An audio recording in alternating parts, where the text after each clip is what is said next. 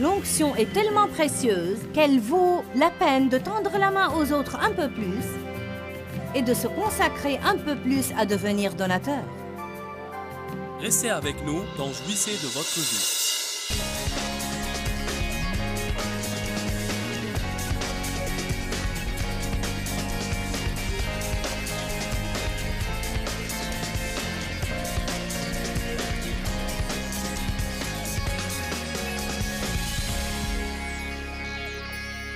Si vous voulez arrêter votre onction, commencez à ronchonner.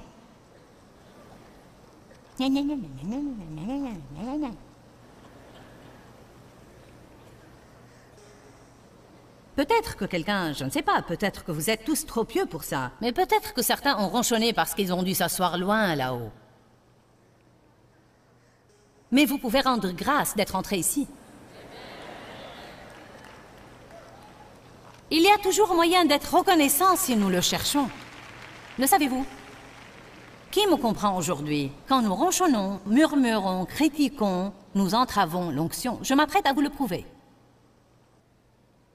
Rendez grâce en toutes choses, quelles que soient les circonstances. Soyez reconnaissants et rendez grâce, car c'est à votre égard la volonté de Dieu, vous qui êtes en Jésus-Christ. Verset 19. N'éteignez pas, n'étouffez pas ou ne réfrénez pas le Saint-Esprit. Qu'est-ce qui étouffe le Saint-Esprit? Toutes ces choses. Ne pas marcher dans la paix, ne pas témoigner de gentillesse, être de mauvaise humeur, être paresseux, être déprimé, ne pas prier et ne pas être reconnaissant. Toutes ces choses réfrènent. Bien, pour pouvoir faire ces choses alors que vous n'avez pas envie de les faire, le petit flacon doit être brisé.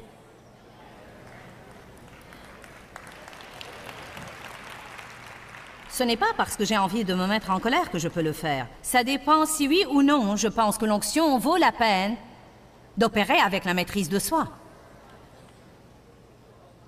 Je vous le dis franchement, une des raisons pour lesquelles Dave et moi nous nous entendons si bien maintenant...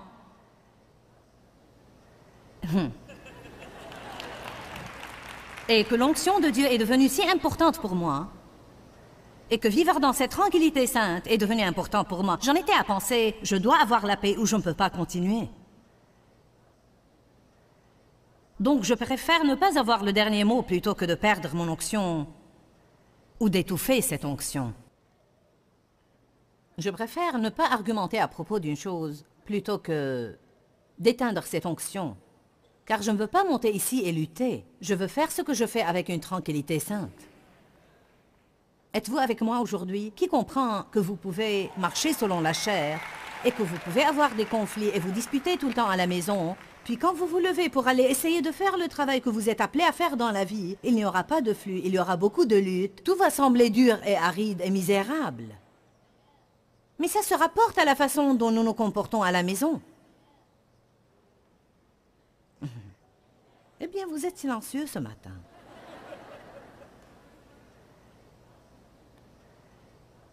N'étouffez pas le Saint-Esprit. J'écoutais autrefois les versets 19 et 20 prêchés ensemble, mais personne ne m'avait jamais lu les versets d'avant. Et chaque fois que j'écoutais « N'éteignez pas le Saint-Esprit », on m'enseignait que ça a à voir avec les dons de l'Esprit. Car le verset d'après dit « Ne méprisez pas les dons de l'Esprit ». Donc on m'a enseigné qu'éteindre l'Esprit voulait dire si un des dons de l'Esprit essaye d'opérer, vous devez le laisser affluer et ne pas le réfréner et l'éteindre. Vous savez quoi? Je ne suis même pas sûre que le verset 19 a beaucoup à faire avec le verset 20. Je pense vraiment qu'il se rapporte à tous les versets qui le précèdent. Je crois que ce qui éteint le Saint-Esprit, c'est ces trucs dans notre vie de tous les jours auxquels nous ne faisons pas attention. Les dons de l'Esprit vont affluer si je fais ce que je dois faire. Si vous vivez de la manière dont vous devez vivre, quand vous perdez quelque chose et qu'il vous faut de l'aide, Dieu vous parlera.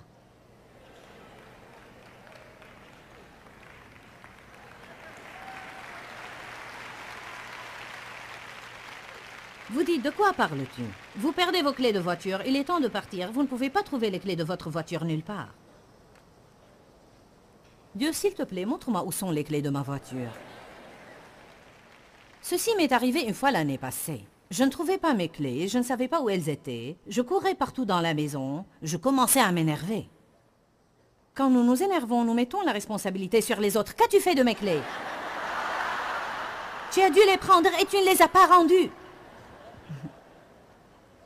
Puis j'ai respiré à fond et j'ai dit, d'accord Seigneur, j'ai besoin d'aide. Où sont ces clés? Non, mais j'ai vu, comme un écran de cinéma, j'ai vu mes clés sur le siège de devant de ma voiture.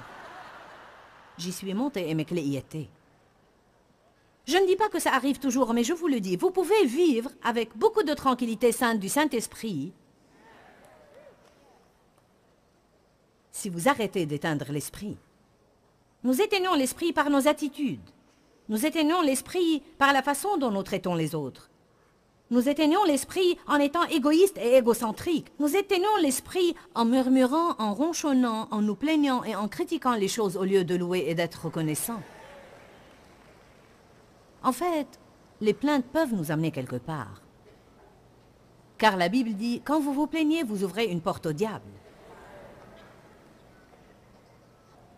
Louer et rendre grâce sont puissants. Murmurer et se plaindre ouvre la porte à l'ennemi. Allez à Éphésiens 4.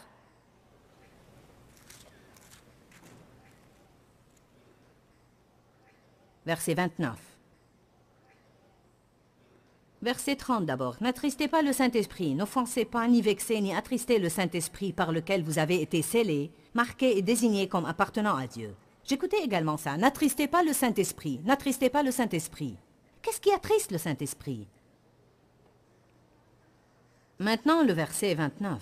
Qu'aucun langage grossier et polluant, qu'aucune parole mauvaise ou sans valeur ne sorte jamais de votre bouche, mais uniquement le langage qui est bon et bénéfique au progrès spirituel des autres. Ma façon de parler a beaucoup à voir avec mon onction. Allez, je veux que quelqu'un comprenne ça aujourd'hui. Quand je me suis réveillée ce matin, j'ai dit, Seigneur, je prie que chaque pensée que je pense aujourd'hui soit quelque chose qui vaut la peine d'être pensée. Et je prie que chaque parole que je dis soit quelque chose qui est utile et bénéfique. Maintenant, ce sont de bons objectifs, de bonnes aspirations. Ne dites pas le matin, maintenant Dieu, si mon exaucement ne vient pas aujourd'hui, je ne pourrai pas continuer.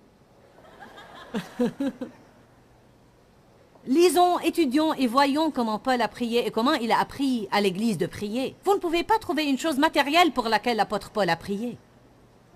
Toutes les choses pour lesquelles il a prié étaient des choses spirituelles. Vous pouvez les avoir en prime et en faire ce que vous voulez. Qu'aucun langage grossier et polluant, qu'aucune parole mauvaise ou malsaine ou sans valeur ne sorte jamais de votre bouche, mais uniquement le langage qui est bon et bénéfique au progrès spirituel des autres, comme il convient, aux besoins et à l'occasion, capable d'édifier et d'apporter une grâce à ceux qui l'entendent. Et n'attristez pas le Saint-Esprit de Dieu, c'est-à-dire le vexer, l'offenser ou l'affliger, par lequel vous avez été scellés. Verset 31. Que toute amertume, irritation et colère, c'est-à-dire agacement, rage et mauvaise humeur, si vous pensez que vous allez vivre plein de rancune et porter une forte onction, vous vous trompez. Combien de gens viennent à l'église fâchés? Et la moitié du temps avec ceux contre qui ils sont fâchés.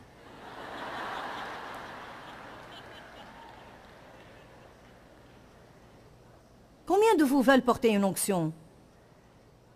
Qu'avons-nous dit au début? L'onction est tellement précieuse qu'elle vaut la peine de renoncer aux choses auxquelles il faut renoncer afin de l'avoir. L'onction est tellement précieuse qu'elle vaut la peine de changer notre façon de parler.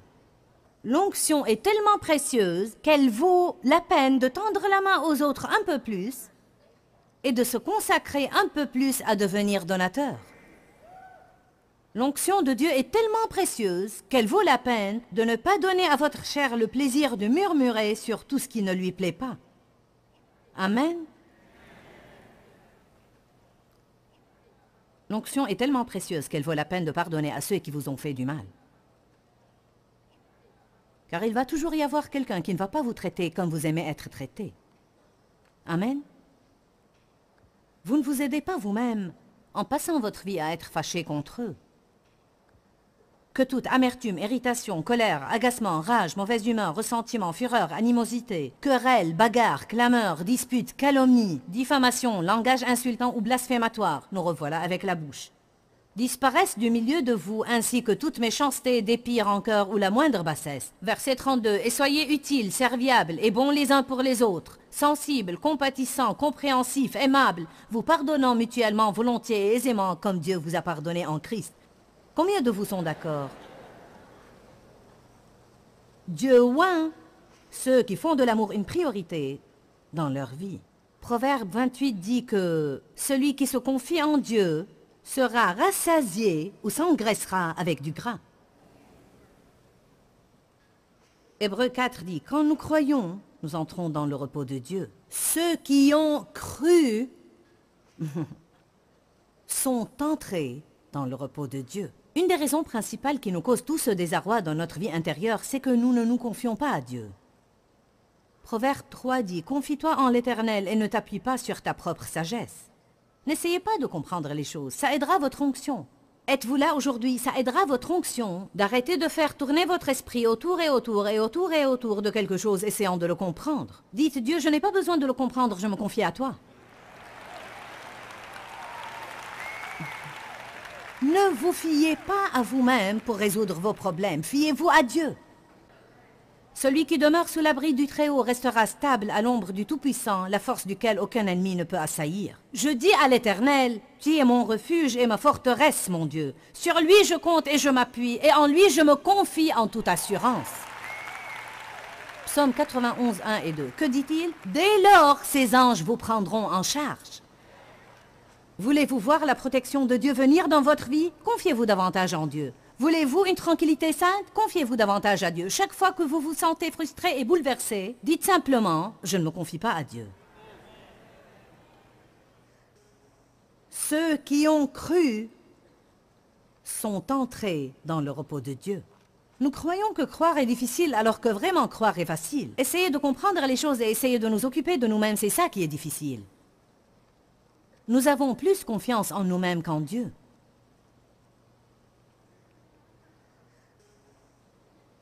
Oh, et j'aime cette écriture. Psaume 45, verset 7.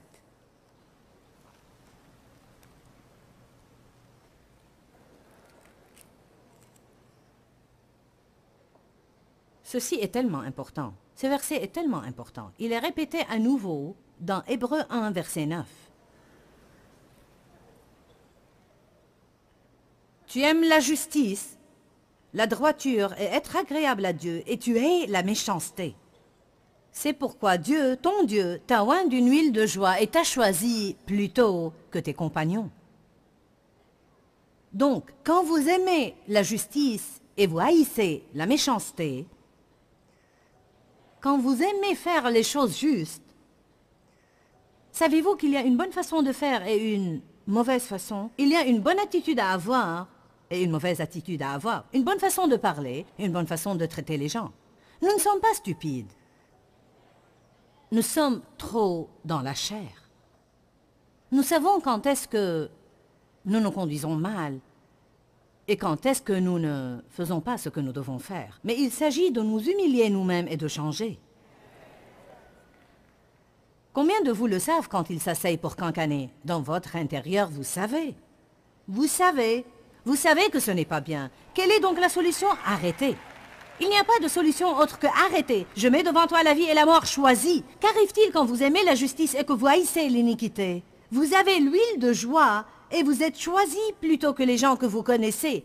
Dieu vous oindra de joie et il vous oindra de tranquillité sainte et votre vie sera différente de celle des autres que vous connaissez. Pourquoi? Parce que vous avez choisi la justice.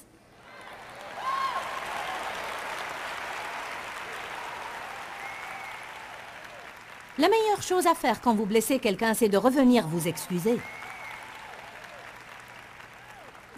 La meilleure chose à faire si vous avez été impoli, c'est de dire « Écoute, j'ai été impoli, pardonne-moi. » La meilleure chose à faire, c'est de faire le 1000 supplémentaire. La meilleure chose à faire, c'est d'être une personne intègre. La meilleure chose à faire, c'est de tenir parole. Quand vous dites à quelqu'un que vous allez faire quelque chose, faites-le. Faites un serment et ne changez pas. Pensons-nous que nous pouvons mentir et porter une onction? Je ne pense pas.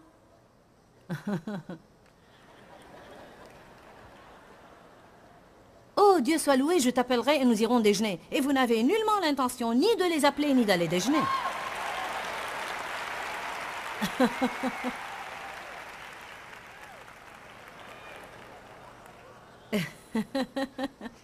Eh bien, ça a dû toucher juste avec vous là-bas. Dieu lit votre courrier ou quoi, mes chers? Écoutez-moi, ce sont les petits renards qui ravagent les vignes. Ce n'est pas de ces grands diables, toutes ces grandes dominations et autorités que nous devons nous soucier. C'est des petites choses de la vie que nous savons que nous faisons. Qu'ai-je dit jeudi soir? Choisissez de vous élever un peu plus.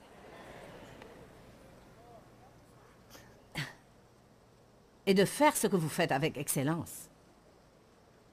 Cela ne veut pas dire la perfection, mais ça veut dire faire de votre mieux dans toutes sortes de situations. Voici un exemple. Parfois, nous ne faisons pas attention aux objets des autres comme nous faisons attention aux nôtres. C'est vraiment facile quand vous êtes à l'hôtel de poser un verre sur le haut des meubles en bois sans vous soucier de l'abîmer. Mais savez-vous ce que c'est? C'est du laxisme. C'est dire « je m'en fiche ». C'est dire « je m'en fiche de ce qui vous arrive tant que je fais ce qui m'est facile ». La veille, je me suis apprêtée à me coucher. Nous avons 2 chambres là où nous logeons. Une petite salle de séjour et une chambre à coucher. Je m'apprêtais à aller me coucher et j'ai remarqué que la lumière était allumée dans l'autre pièce. Et j'ai commencé à fermer la porte pour me coucher. Mais voyez, combien de vous connaissent cette voix intérieure? Quand est-ce que votre onction augmente? Quand vous faites ce qu'il faut, quand personne ne vous voit. Quand vous commencez vraiment à vivre pour le Seigneur. C'est une chose précieuse. Je suis sortie et j'ai éteint la lumière. Cela voulait dire que je devais trouver mon chemin dans ma chambre dans l'obscurité. Nous n'aimons pas ces choses. Voilà ce que nous faisons. Nous essayons de nous faciliter la vie et ce faisant, nous renonçons à la tranquillité sainte.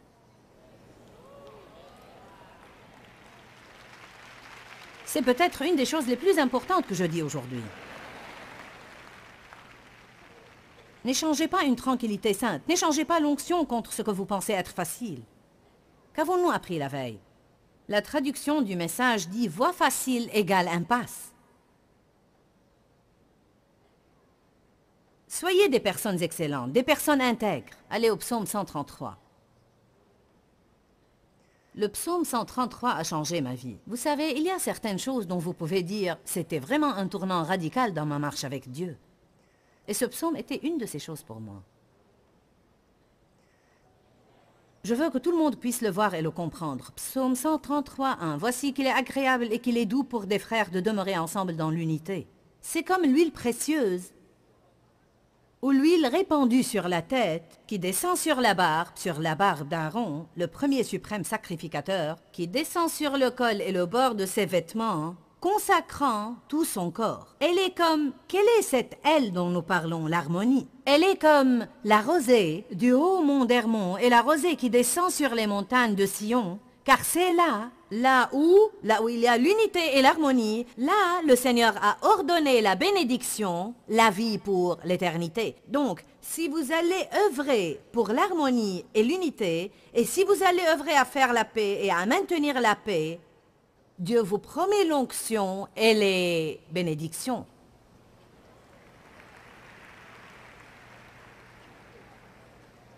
Quand j'ai commencé à voir ce genre de choses, quand je me suis rendu compte de l'importance de l'onction dans ma vie et dans mon ministère, et comment je ne pouvais plus supporter une vie embrouillée, j'ai décidé d'œuvrer pour avoir cette tranquillité sainte. J'espère que quelqu'un en est aujourd'hui là où j'étais, et qu'il est prêt à prendre cette décision. Je ferai tout ce que je dois faire pour marcher dans la paix. Si le petit flacon d'albâtre doit être brisé, il va simplement être brisé. Mais je dois voir cette onction se répandre sur ma vie. Je dois marcher dans cette tranquillité sainte. Je dois vivre dans le repos de Dieu. Amen. C'est là que j'ai commencé à faire des changements inspirés de Dieu. Quand Dave et moi parlions d'une chose, et que ça chauffait, et que je savais au fond de moi que le Saint-Esprit disait « Laisse tomber ». Nous le savons. On sent quand on est sur le point de commencer une guerre.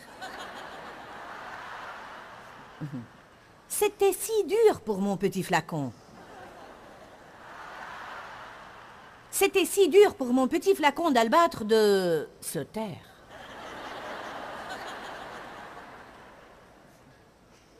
Pourquoi? Parce qu'il faut de l'humilité. Savez-vous ce qu'est l'humilité? C'est être brisé. Et nous parlons de briser le flacon pour que l'onction puisse être répandue.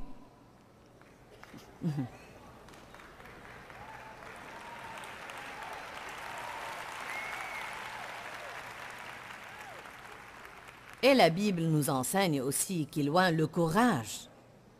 Si vous allez à Josué 1,5, vous trouverez que si Dieu vous mène à sortir de la barque, à l'instant même où vous en sortez, cette onction vient pour vous aider. La dernière chose que je veux dire, c'est, et je veux que vous preniez très sérieusement ce que je vais dire, car ce que je m'apprête à dire est un des plus grands problèmes que nous avons.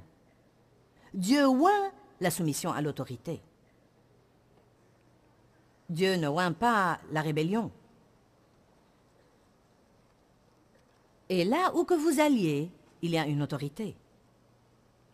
Même si vous allez à l'épicerie, et il y a une pancarte qui dit « Prière de remettre le chariot à l'endroit où vous l'avez pris ». Savez-vous que c'est une autorité?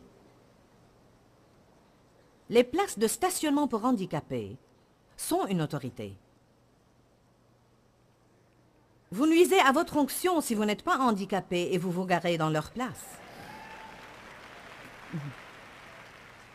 Vous nuisez à votre onction et vous mentez.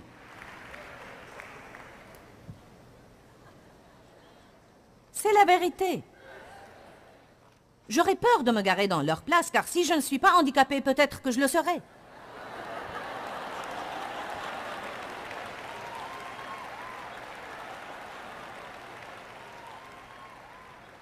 Vous savez, il y a...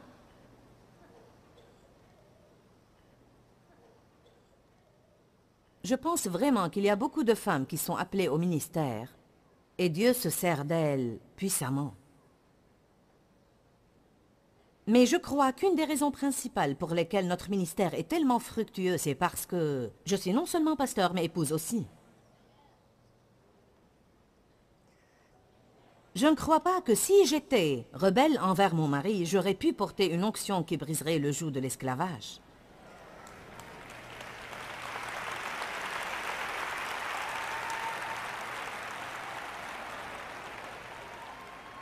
Je me rappelle qu'un matin, je priais pour que mon ministère grandisse. Et je priais vraiment, « Oh Dieu, s'il te plaît Dieu, oh Dieu, le ministère est si petit et j'avais eu cette grande vision. » Dieu m'a dit, « Maintenant, écoute Joyce. Je ne peux rien faire d'autre dans ton ministère avant que tu fasses ce que je t'ai dit de faire à propos de ton mari. » Il n'a jamais rien dit d'autre. Pourquoi? Parce que Dieu avait traité avec moi, et traité avec moi, et traité avec moi, et traité avec moi, et traité avec moi, et traité avec moi, et traité avec moi, au sujet de mon attitude rebelle. Pendant des années, je prétextais, on a abusé de moi, et je ne fais pas confiance aux gars.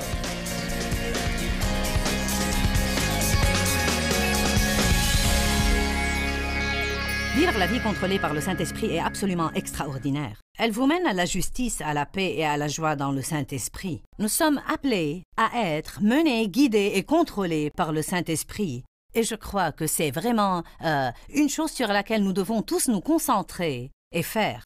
Regardez notre programme régulièrement afin que vous puissiez profiter de nos enseignements. Que Dieu vous bénisse. À bientôt. Pourquoi, Seigneur, pourquoi? Dans ce livret, Joyce Meyer nous enseigne à travers la parole comment être délivré de la confusion. Pour obtenir ce livret gratuitement, écrivez-nous à Joyce Meyer, boîte postale 40095-6300, Larnaca, Chypre. Ou bien visitez notre site web www.joycemeyer.org/fr.